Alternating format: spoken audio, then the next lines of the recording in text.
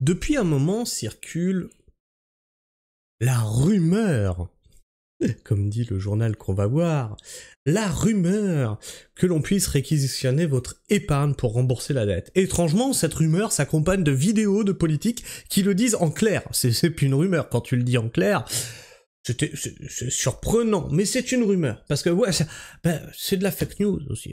Mais vous êtes tous des complotistes qui pensent qu'on va vous prendre votre épargne. 6 mois après, ah, on a saisi votre épargne. Non, mais on vous avait prévenu. Mais est-ce qu'ils peuvent réellement réquisitionner votre épargne pour rembourser la dette? Eh bien, c'est ce que propose de répondre cet article.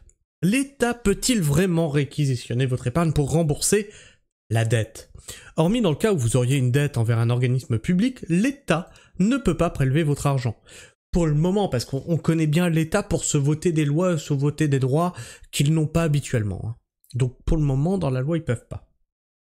Pour rembourser la dette publique, d'autres leviers existent, comme les taxes et les impôts.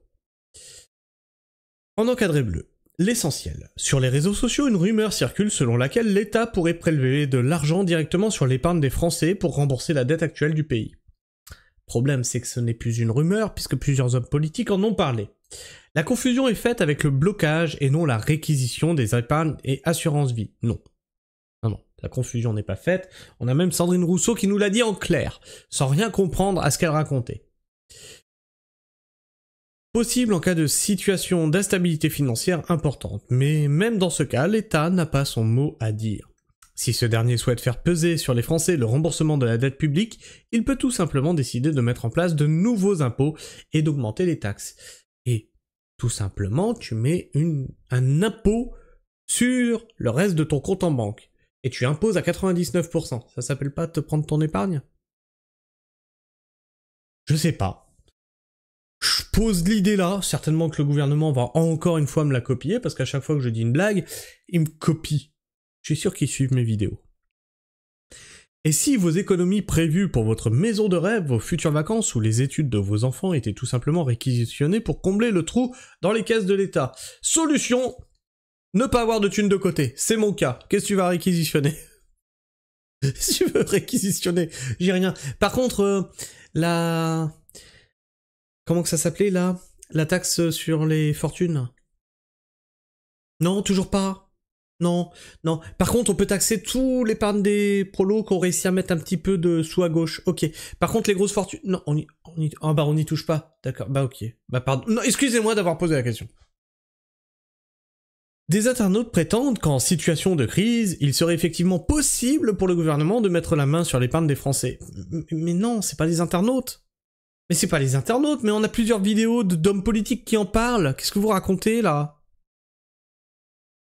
Et évoquer notamment le remboursement de la dette actuelle qui pèse sur le pays. Certains s'appuient sur un article du média en 442 qui avance que des politiques auraient évoqué la nécessité pour les citoyens de participer au redressement de la France, y compris par le biais de leur épargne. Oui, c'est de ça qu'on parle. Et d'affirmer, l'État dispose de plusieurs outils juridiques pour ponctionner l'épargne des Français. Qu'en est-il vraiment? Je vais juste te donner un exemple, 20 minutes. La Grèce, ils n'avaient pas le droit non plus. Et ils l'ont fait. Et oui. C'est con. Chypre? Non plus. Non, ça n'a jamais existé tout ça. Ok. Fake off. L'article évoque d'abord un point tout à fait différent d'une situation de crise. L'avis à tiers détenteur et la saisie administrative à tiers détenteur permettent de saisir directement sur les livrets ou les contrats d'assurance vie en cas de non-paiement d'impôts ou amendes. Oui, oui, mais d'accord, mais ça c'est pour tout, quand toi tu as quelque chose à payer à un organisme. La Grèce, Chypre, non, ça vous parle pas. Donc là, ils vont nous faire certainement tout le descriptif de ce qui est possible si jamais t'as des dettes. On parle pas de nos dettes, on parle des dettes de l'État.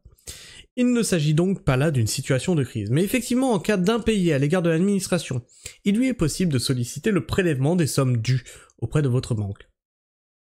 Il peut s'agir d'amendes, d'impôts ou de factures de cantine et de frais d'hospitalisation. Vous serez dans tous les cas avisé si une telle procédure est mise en place avec une possibilité de recours. Un blocage de l'épargne possible en cas d'instabilité financière.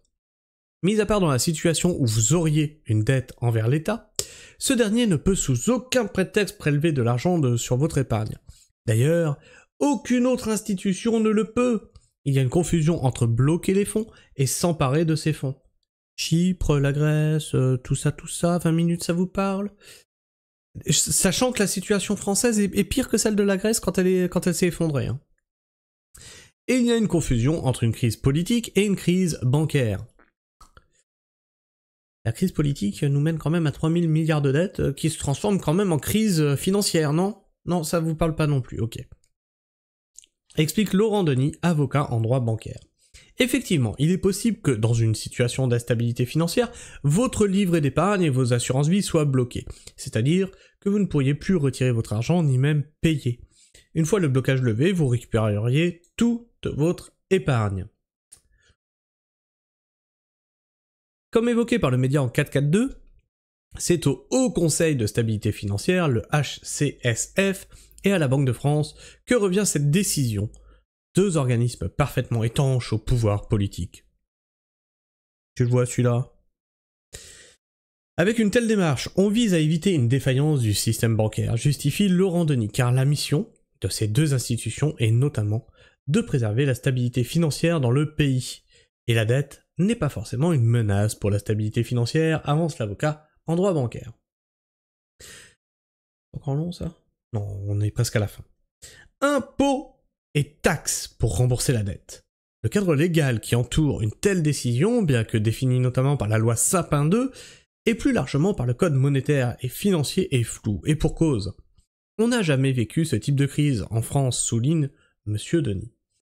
Une condition sur la durée de ce blocage est tout de même imposée au sujet des assurances-vie. Ce pouvoir peut être exercé de façon temporaire pour une durée maximale de 6 mois, renouvelable une fois, précise Amaury Desmartas, conseiller en gestion de patrimoine chez Millennium Gestion Privée.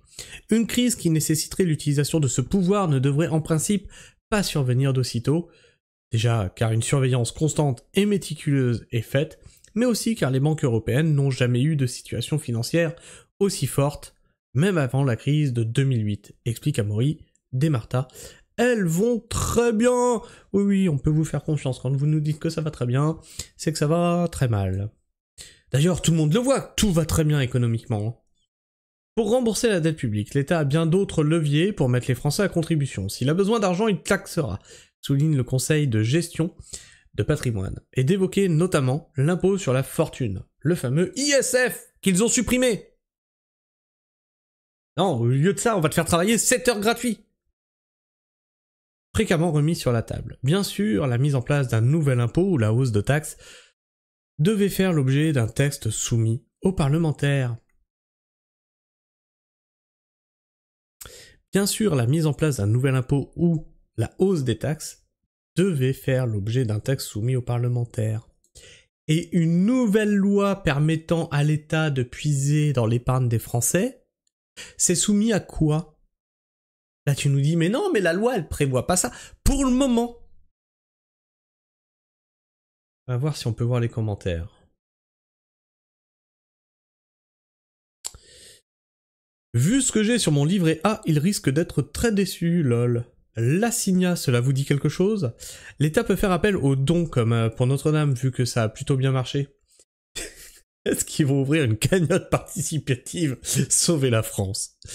Si la banque culbute, elle ne vous remboursera que 100 000 € par personne sur vos avoirs chez elle. Vous déposez l'argent durement gagné, un héritage, un gain, vous risquez de ne pas récupérer tout si un jour il y a souci.